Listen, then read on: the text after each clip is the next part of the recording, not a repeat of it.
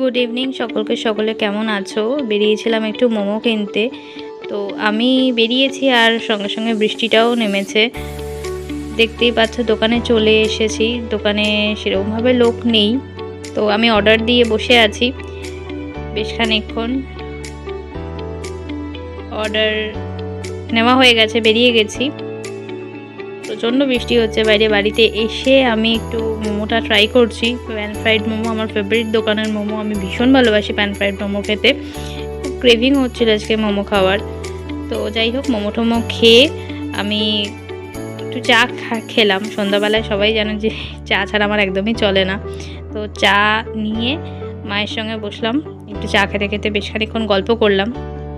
তারপরে ঘরটা বড্ড অগোছালো হয়ে গিয়েছিল। এই কদিন যেহেতু অসুস্থতা ছিল, আমার খুব জ্বর হয়েছিল, তো একদমই ঘরটা পরিষ্কার টরিষ্কার করতে পারিনি। আমার নিজের যেই সমস্ত মেকআপ